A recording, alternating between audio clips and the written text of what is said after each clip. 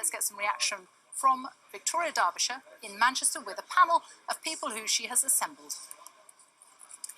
Well, Steph was talking about the events in the city and the reaction in the city. We've been talking about the economy here and people's money with voters as they drop into the People's Museum to discuss the people's vote, which is to leave the European Union.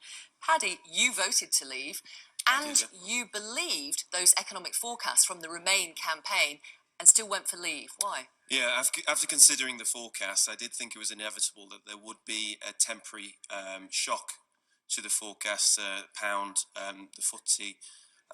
But I think that for the point of democracy, to be able to make our own laws and to decide our own sort of future, plus the strength of the UK economy, I believe that would only be temporary, but I thought that would be... But so potentially a temporary recession, yes, some job losses, that would be worth it for the strength that it gives our democracy. I believe that there would be a pessimistic sort of devalue of the pound, let's say, but I think that after a while that would pick up because I believe that the UK economy is strong. Bex, what do you think of that? You voted to remain. Yeah, I voted to remain. I think we are stronger as a bloc. I think when people talk about Great Britain, I think we've kind of moved past that point. We're a part of a global economy and we need to be part of a bigger economy. But what about Paddy's point of view, that a temporary shock is worth it to him? I'm not convinced, and I wanted to vote on a kind of bigger level, and I was worried about people at the bottom of the economy. I think we're going to have real problems with people at the bottom of the economy. The weakest and the poorest are going to struggle the most. I think I'm going to be okay, but I have got worries. I bought a house 10 weeks ago, and we don't know what's going to happen with the interest rates. I work in academia. A lot of that money comes from the EU. So where's all that going to go? So I've got some personal worries, but I've also got some worries for the poorer people of the world.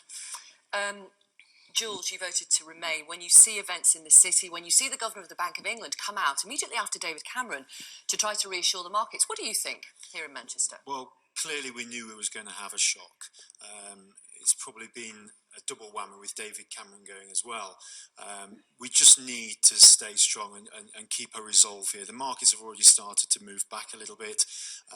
You know, I think tomorrow is going to paint a lot different picture on the whole economy anyway. Well, tomorrow's Saturday, so well, when the markets yeah, indeed, when the markets reopen on Monday.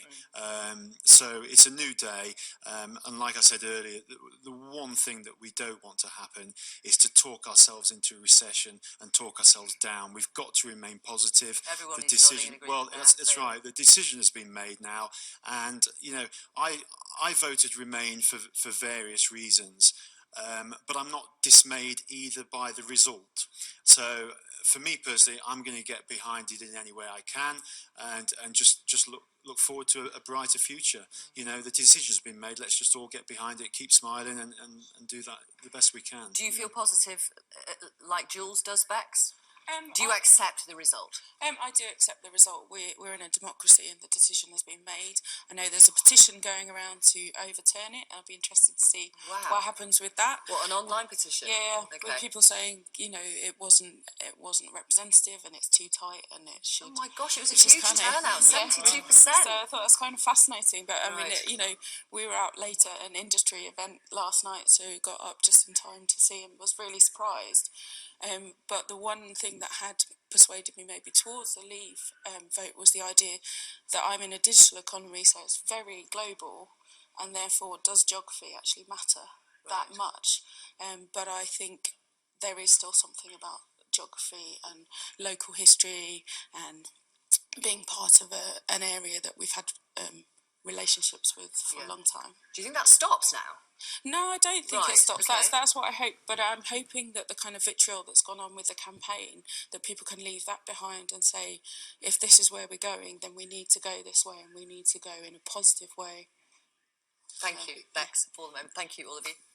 And more from Manchester a little later.